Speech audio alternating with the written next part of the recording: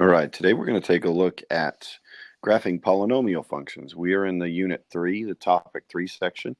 We'll be working in your Student Companion section.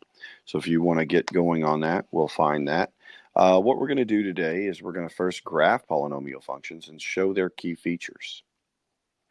Then we will predict their end behavior of the polynomial function, and then interpret what the leading coefficient and the degrees, how they affect our polynomials. And then lastly, we'll sketch and graph key parts of our polynomial functions. A couple of things we're going to need and we'll see today. One of them is the degree of a polynomial. So the degree of a polynomial is the highest power that we see within the terms, however many terms we have. So we will have the highest power. We do not add these up if they're separated by plus and minus signs. It is just the biggest one in the sequence. The leading coefficient is the coefficient that's in front of the highest powered term. Polynomial functions, we'll talk about that a little bit, but specifically polynomial functions, really what we would look at is things that are not polynomial functions. Taking the square root of a variable, dividing by a variable. There are other things as well, but that's just a couple of examples. The relative maximum is not the absolute maximum, it's just a maximum in its area. It's going to be a peak or a valley, and the relative minimum would be one of those valley. Standard form of a polynomial, this is just like the standard form of a quadrilateral that we did. We start with the highest power and we order them as we work down, and then the turning points will either be a relative max or a relative min. A good analogy for this would be basically like what a vertex looks like, but we're going to have functions that have more than one turning point. So I decided to start with this. If you wanted to try to work ahead, you could, but we'll go through this one first, and if we'll just go a real fast one. So if this is way too fast for you, that's okay. You will get a chance to see several of these. So again, this is the fast forward. If you get it, great, move on, do your thing. So number of terms. The number of terms is just, this is a term, this is a term, term, term, term. So in this case, the example I'm looking at has 1, 2, 3, 4, 5 terms. 5 terms. The leading coefficient is going to be the value in front of the largest variable. Well, our largest variable decides what kind of a function we have. Like this is x to the 4th power, which makes it a quartic with a t. So our leading coefficient is the value that's in front of that. So the value that's in front of x to the 4th power is a leading coefficient of 1. The turning point, this has 3 turning points. Turning point 1, 2, and 3. So our turning points would be at -3, -25. We would have a turning point at what looks to me like maybe 1/2. -1/2, excuse me. And that may be 27. And then our last turning point is at just over 2, so 2 something. And it also is at -25. The relative maximum and relative minimum. Well, we have 2 relative minimums. One relative minimum is the value right here.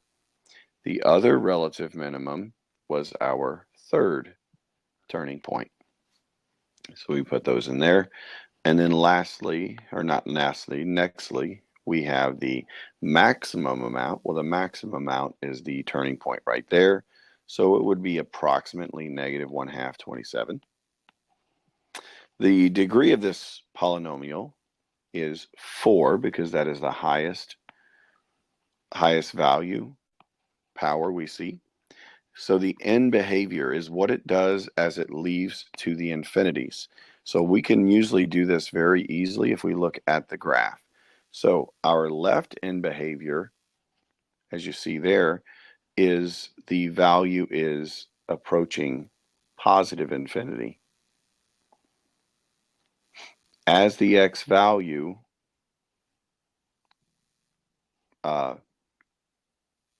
reaches towards positive infinity, as x moves right, the function moves to infinity. I'm sorry, as the function moves left, the function reaches to infinity, and as x goes to the right, the y value approaches positive infinity, because we see that it is also reaching to infinity there. And then lastly, our x-intercepts, anywhere it crosses the x-axis. So we have 4 x-intercepts.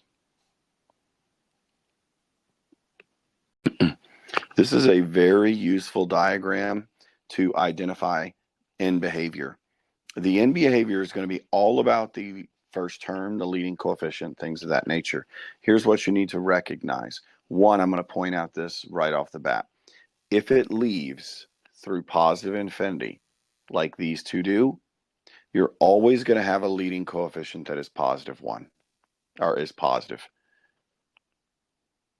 If it ever leaves through the bottom, remember we go from left to right, so if it ever leaves to the bottom, like these two examples, the leading coefficient is negative.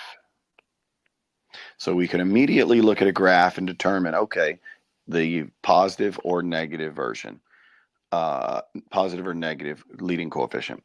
And then the degree is either odd or even. Well, it's odd if the end behaviors are opposite. So you see how this one is leaving through the top? An odd function, as it goes right, as you move right, it leaves to the top. Well, an odd function, as you go left, it leaves through the bottom. An even function does the exact opposite. If it leaves through the top, it comes in through the top. So as you go left and right, it does the same thing on even. So if we look at this third one, as we go left and right, are we doing the same thing? No, one's going up, one's going down. This is the indication of an odd polynomial function. And then the last one, this is as we go right, it's going down. As we go left, it's going down. This is an example of an even. All right, I'm going to try to work through these examples kind of quickly here, but we'll see how we can do.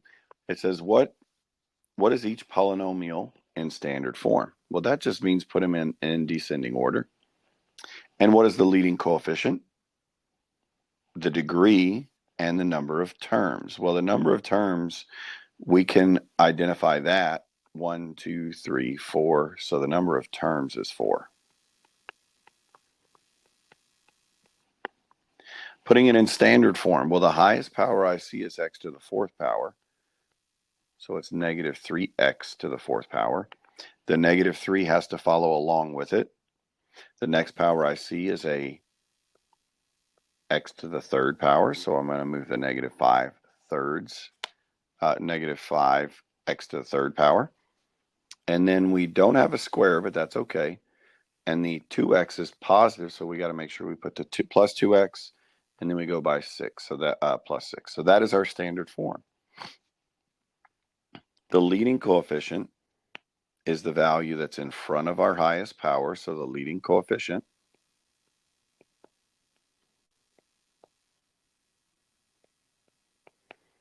Our leading coefficient would be negative 3. And then the degree of the polynomial is whatever that highest power is. So in this case, it's 4. So in this case, our polynomial has a degree equal to 4. All right, let's put this next one in standard form. We'll do it kind of quickly. It's 2x to the 6th, that's the highest power, plus x to the 5th, that's the next, minus 3x to the 4th, plus 4x to the 3rd. There is no square amount, so we leave it alone, and then we put the x on the back. We have 1, 2, 3, 4, 5 terms. with a leading coefficient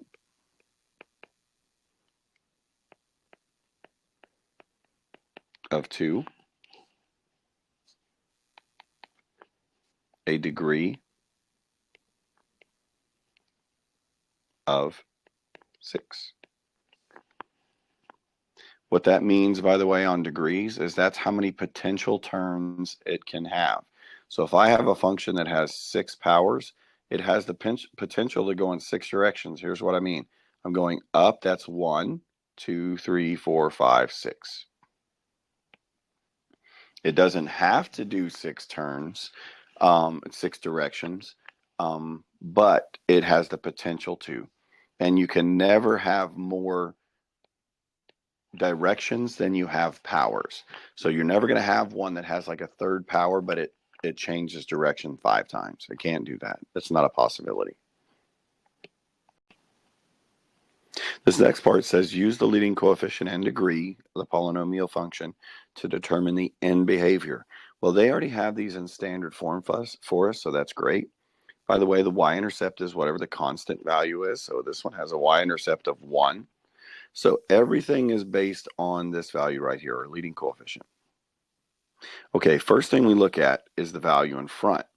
Our leading coefficient is a positive number, which means the function, first of all of them, if it's positive, leave through the top. All right, so this one leaves through the top because that's a positive 2.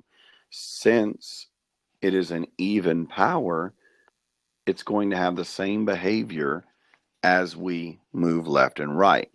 Now, if I were to graph this, like I said, it has the potential of moving 6 times, like 1, 2, 3, 4, 5, 6. It could do that, but we are just identifying the end behavior. So the fact that this was positive made it end going upward. And because this was even, the end behaviors have to be the same. All right, let's look at the next one. So our leading coefficient is negative 5 x to the third. Well, let's look at the negative 5. They're supposed to leave through the top, but since this one is negative, it's going to leave through the bottom. The negative sign caused that, not the 5. Now, our degree is 3, which is an odd number, which means this function is going to have opposite behavior. So if it leaves through the bottom as we go right, it's going to leave through the top as we go left. This is our end behavior. And like we said earlier, it has the potential of moving 3 times. 1, 2, 3. It has the potential to do that.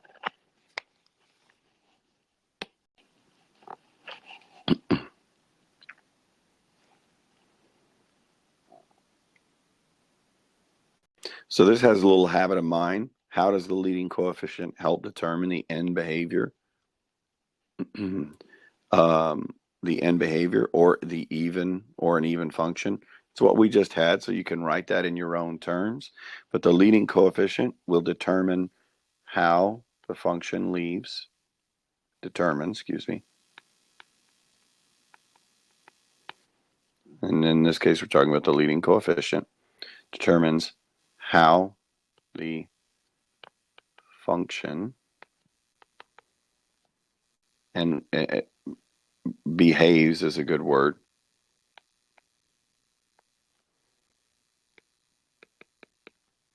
As it moves left and right. Left and right.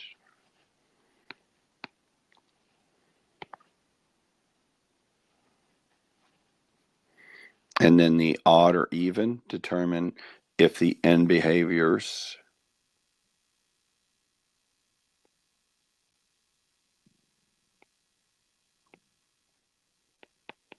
an even function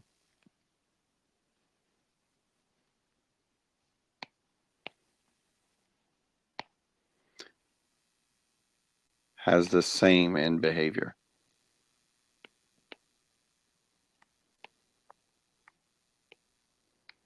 So if it's even, it's either up, up, or down, down. If it's odd, it's either up, down, or down, up. Those are your only two options.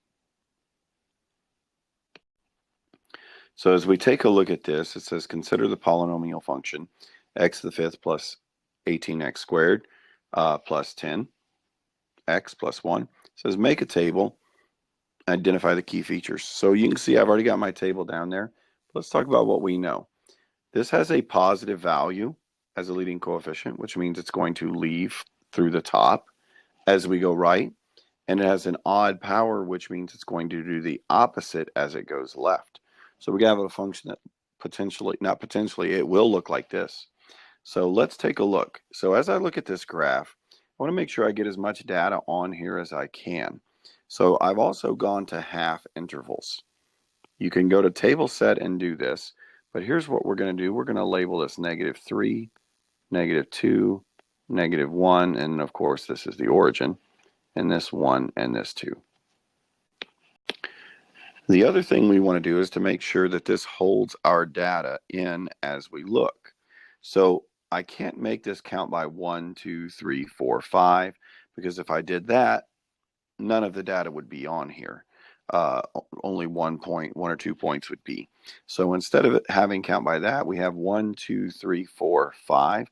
We're going to have each of these, since our numbers go so big, instead of counting by ones, we're going to have them count by 20s. 60, 80, 100.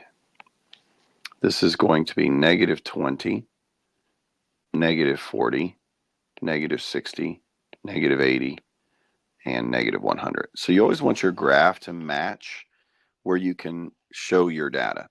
So we see we have a point at -3, -110. That's a little off the graph, but we can still plot it. We have a point at -2.5, 9.1. So you see that went pretty drastically, pretty quick. And then at -2, we're at 21. And at -1.5, we're back down to 18. And at -1, we're at 8. At -0.5, we're almost on the line. And at 0,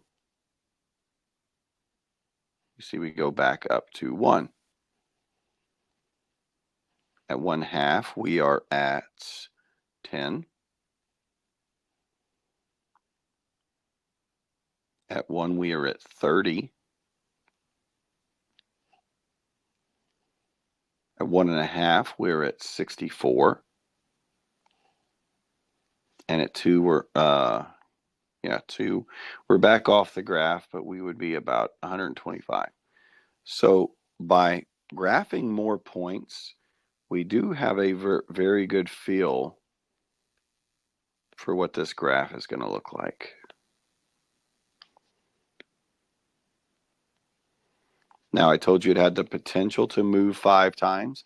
It looks like it might have only moved 3. It's going up, that's 1 movement. It's going down, that's 2. It's going back up, that's 3 movements. So that's what we have there. Make a table, key features. Well, let's talk about the key features. This is a relative max. This is a relative min. They're also known as turning points. And then the last little bit says, what is the average rate of change from 0 to 2? Well, if we're going to do this, we need the ordered pairs. Well, 0 is 0, 1, and 2 is 2, 125. So when we do this, we're going to do the slope formula. y2 minus y1 over x2 minus x1. So our average rate of change, 124 divided by 2, our average rate of change would be 62. And I messed up because No, I didn't. I was thinking that this was going negative, but this is positive because we were talking about 0, which is here, to 2, which is there. That is a positive number, so that's a good sign. All right, try to stay with me on this one. This one can be a little confusing, I get it. But what it's giving us is parts of the polynomial function, and it's asked to just give us a sketch of what we think it would look like. So let's take a look at this. There's a couple of things we need to pay attention to. One of them is positive and negative, and then increasing or decreasing. We did talk about this when we did quadratics, but now we have multiple opportunities to see. So here's what it says to us. The function is positive for intervals -2, that would be here, to -1. And what that means is the function is above the x-axis. So it's somewhere over here. Could be real steep, could be real small, I don't know. And then it also tells us we have positive between 1 and 2. So we know this function is again going to be above the x-axis. It later tells us that it's going to be negative from -infinity up to -2. Well, that just means this graph is dying as it goes forever down. It also tells us that it is negative from -1, which is here, to +1. So it's going just like that. It didn't tell us a y-intercept, so we have to just do our best on that. And then the last thing it tells us, it is negative from 2 to infinity. Well, there's 2, there's infinity. So by the way, just as a quick review, the end behavior is the same, which means the function has an even power because it has the same behavior. And it is leaving through the bottom, which means it has a negative coefficient. They didn't ask for that, but they got it anyway. All right, so it says it is increasing from the intervals from -infinity to -1.5. Well, that means our turning point should be at -1.5.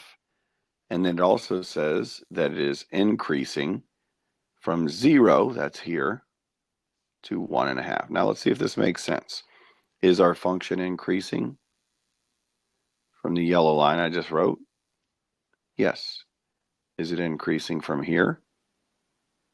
Yes. So our information right now is good because those are increasing. That's what they're supposed to be doing. And the other ones say from -1.5, that's here, to 0, we should be decreasing. Yep, that's what's happening on my graph. And from 1.5 to infinity, it should be decreasing, which it is. Now, I don't know what those maxes and minimums are. They could be in the hundreds. They could be barely over. We don't know without more information. But this is all we're doing is kind of getting a general feel for polynomial functions.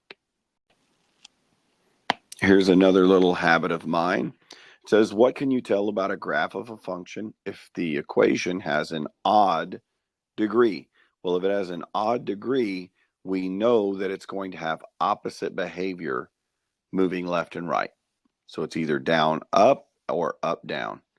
And then it says it has a negative leading coefficient.